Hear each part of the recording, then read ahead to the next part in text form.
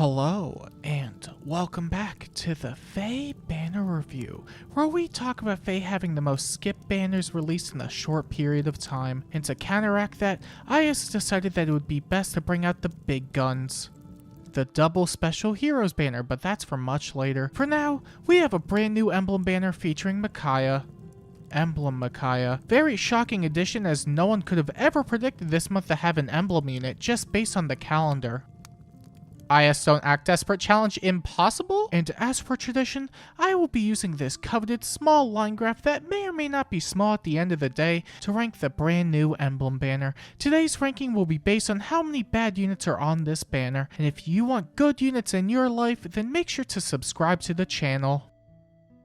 Thanks, love you, not parasocially though. The next emblem unit this time around is none other than Micaiah, which is what I think most people expected. We're now on our 7th emblem unit, which meant that she was going to be inevitable, and considering it's been a year since her last assault, I think it made a lot of sense to choose her. Don't look up the last time Leaf and Roy got ults though. Let's see, Emblem Micaiah comes with Maiden's Tome, which is a slaying colorless tome that, get this, has armor and cavalry effectiveness. Didn't expect that, did ya? The weapon also inflicts -6 attack speed, defense, and res, and the exposure status on foes within 5 spaces after using any sort of assist. Foes that have the exposure status active then suffer another -5 attack speed, defense, and res during combat. For a total of -11 to all stats, they suffer a guaranteed follow-up, making it easier to get doubled, while Micaiah herself gets a bunch of stats during combat, true damage based on the highest amount of penalties active on the target and nearby foes, 7 true damage reduction, and a special jump of 1 before her first attack. It's pretty nice overall. Blah blah blah, armor and cav effectiveness, good, yep, sure is, but I gotta say, I really do like the support she has built into her weapon. I know everything has to be combat and support right now, but at least this is useful and not something like if unit's HP is 25% or higher, grants breath and orders to unit and allies. Wow, I sure love refines these days. The -11 to everything, the 10 true damage, and guaranteed follow-up is a decent amount of stuff that complements not only herself, but also a lot of units in both offensive and defensive roles. I think that's when support is at its best, unless the effect is so good that it only needs to benefit a select few units, but you know, it's a good thing those don't really exist. Hahaha, right? Am I right? Please tell me I'm right. But despite all of that, am I wrong in thinking her combat isn't all that great? I wasn't expecting it to be on the same level as Emblem Erica or even Emblem Lyn when she was at her peak, but I'm not exactly sure how good her combat is overall. The armor effectiveness will at least let her deal with a lot of armors in general, until the dreaded dual Marth shows up and supports all over the place. No effective damage support is pretty silly. Not to mention ranged nukes just aren't really in a good spot right now. Even the best ones still rely on units like Rother and Elm at times, since they could just ignore the actual save unit, but they also have the benefit of massive threat range. If Emblem Micaiah at least had a similar amount of stat swings to that of her attuned version, I could at least see her being a safe initiator. Also, if she had a defense stack that could legally drink. I could just be underestimating her combat, and you know, we usually get a better idea of units like these once they release, but it's not like I've been wrong about this type of stuff before. A lot of great support that a lot of teams would really appreciate, and her combat utility also seems really good too. Never mind, she has 16 defense. And 35 HP? Okay, she's not living anything. I don't care if you disable specials, you're made of paper! She's good, but they made her in a way that doesn't break the entire game, which means she's bad. It's not good enough just to be good these days. She needs to make playing Faye feel like a nightmare for everyone, including the Edelgard players. Thanks, IS, for balancing her, but you also failed at the one job everyone hates you for. I do not care about this unit anymore. This unit no longer interests me. She's not broken. She doesn't do anything good. She doesn't make the game unplayable. Go away. And other than that, that sure is Celica. I could say she's a bad unit and be over and done with it. She's a bad unit. Wait, I was right with that one. But even if her combat doesn't end up being all that great, she can at least fall back on her support. And speaking of support, Emblem Micaiah also has a PRF special and Great Sacrifice, which is fairly unique as she is the 7th emblem to have a PRF special. Although I believe this is unique in the sense of having a baked-in assist effect, but that's spoilers, forget I said that. Great Sacrifice is a 3 cooldown special that boosts her damage by 60% of her res stat, nullifies all pierceable damage reduction when it procs, grants 40% special damage reduction, and when she uses an assist, not only does she heal every ally for 20 HP, but also removes all of their penalties, and Micaiah can take another action.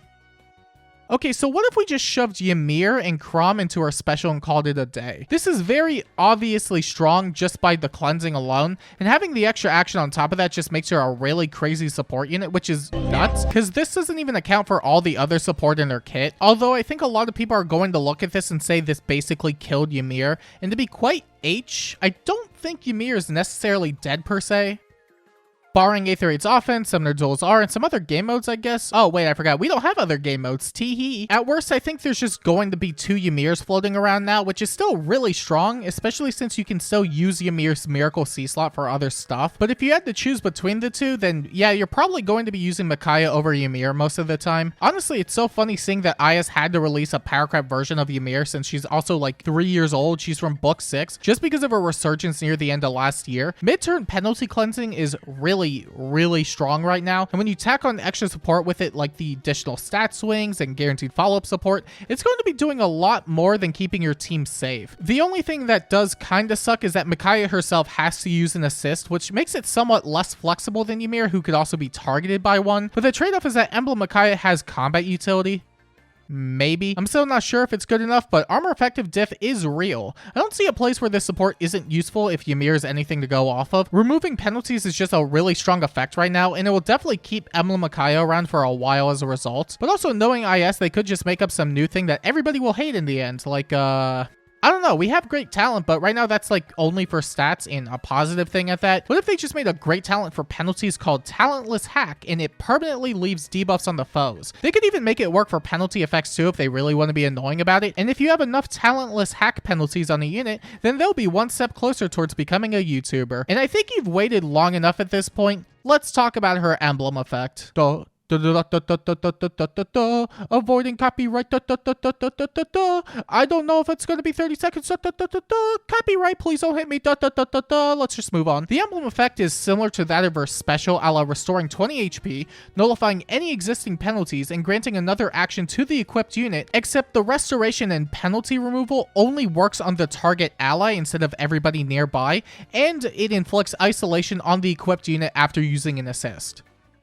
Also, it boosts damage as a lot of the other rings do, which, you know, that's fine, yeah. It's a really strong ring, all things considered, even just on the basis of the extra action. In Aether8's offense, it could probably be used for easier pot grabbing and positioning. It might not even be too bad in Aether8's defense either for units with already high threat range. Units like Baby Camilla, Emblem Erica, Emblem Sigurd, etc., would probably really like it just to help extend their range a bit more. Even units like Emblem Lin and Yunaka would probably like it a lot for Summoner Duel stuff for the same reasons, and action economy is just good there in general. Zappy! As for who wants the ring besides super high threat range nukes, I think there's at least some others that stick out a bit. Funnily enough, I think Ymir would actually really like it because it allows her to cleanse 2 times in a single turn by herself. At least that's assuming she could cleanse her own isolation, which would be really funny if she can do that. She's usually ran with action eco units like Hathorn and Ninja Lucina anyway, so this basically just makes her self-sufficient, which I do really like. The nude to do isn't a bad option either for aggressive plays in Summoner Duel since he's already flying around the map as is. Maybe frontliners like the Alirs, Dual Marth, and a couple others would probably like this too, just for aggressive plays as well. There's probably a few others I'm forgetting, but I think you all get the idea at least. It does seem like a very SD-coded ring for the most part, which is why my recommendations have been leaning on that front more so than any other game mode. But it really is just a generally useful ring for the most part, so you could probably put it on a lot of units that don't already get extra actions and win a lot of stuff as a result.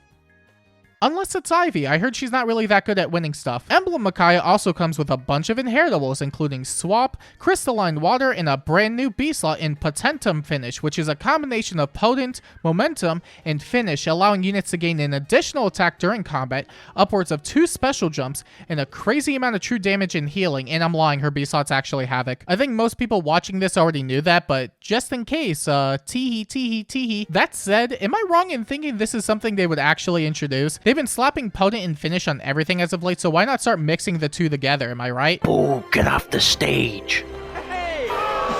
But as for her actual skill, she comes with Silence Ward 4, which grants the unit and any ally within 2 spaces attack and res bonuses during combat, null counter disrupt, and a special jump of 1 before their first attack. Yeah, it's pretty cool, I guess. Honestly, it's kind of crazy that they just keep handing out Null Sea Disrupt like candy. I guess Leirother really pushed the Flash stuff over the edge, so they're trying to backtrack it with stuff like this and Fell Spirit. But the skill isn't even that amazing either, since the only other thing it really contributes is a special jump, which, you know, is just fine. It's not bad. And that's why it will get reprinted before Momentum. Can we hit a whole year without Momentum being reprinted, chat? The restrictions for Silent Sword aren't even that bad either. It can be used by any infantry, flying, and armored tome and staff unit, which isn't so restrictive that it makes it not worth using, but not so free that it removes some individuality from it. And what I mean by that is that it gives some archetypes a bit more utility, which is great when it comes to perceived value. I've brought it up a few times over the course of this year, but staff units have really been in their renaissance arc because of all the buffs they've been getting. Even this new skill, despite it working on tomes as well, is just another option to let them thrive a bit more. But the best part about all of this is that armored staves actually have a C slot now. Isn't that great? No, Savior doesn't count unless you're into your units getting blown up. I really hope you're not into that. I also hope you're not into terrible banners because, wow, this is not good. Listen, you know me, I'm not one to exaggerate things, but this banner really is not that good outside of colorless. I'm of the opinion that one bad unit can ruin a color share, so it's with great honor that I announce that red, blue, and green are completely full of duds. Alinti and Rafal are just bad straight up, and Godo really only has Havoc. And that's on the new Micaiah, so green is somehow worse with having quite literally nothing of value. And as for blue, well, it's not the worst, I guess, since you have 2 offense mythics, even if Rat is just a really bad unit. Also, and now that we've gone over the brand new emblem unit, I think it's time we rank the banner on the small line graph that may or may not be small at the end of the day. And would you look at that? The brand new emblem banner has earned a 7 out of 10 on the small line graph. This banner isn't that good, I'm gonna be real. And you may be wondering to yourself, am I dumb enough to skip out on an emblem unit? And I don't think I really need to answer that. But I like talking, so maybe? It's kind of hard to make an argument for not summoning for any new emblem unless they happen to just be whatever, but that really isn't the case here. Not to mention the colorless share is just really insane. Emblem Micaiah for obvious reasons, very strong support in Emblem Ring. Legendary Sakura is still ridiculous support, and her fodder is really good for building any staff unit. And attuned Alm, okay, Alm isn't really that amazing as a combat unit, but his fodder is really, really, really good. So that's nice at least. But that's the last word I'd use for the rest of the banner, because wow, if there are circles with no colorless orbs on it and I get pity broken by anything on red, blue, and green, I'm gonna commit a Fire Emblem Fates Conquest Chapter 25 Ryoma. Of course, it doesn't help that the other banners we have right now are just not that great either. Awakening and Summer are super skippable, but if you'd rather use your orbs on something other than Emblem, then there's always the double Special Heroes banner. There's a ridiculous amount of units on there that really does so much for any account. Baby Camilla and Harmonic Marissa sharing is ridiculous. Dual Ray is a great savior. And the rest. I can't imagine a lot of people are going to skip this emblem banner, so the most I could really say is if you aren't really in a rush to get her, then you can at least wait a tiny bit longer to see what the next summer banner lineup is. I don't think it will be better than this, but it couldn't hurt to at least check TBH, 2BH, to be quite H. It might be better than everything that isn't on colorless though.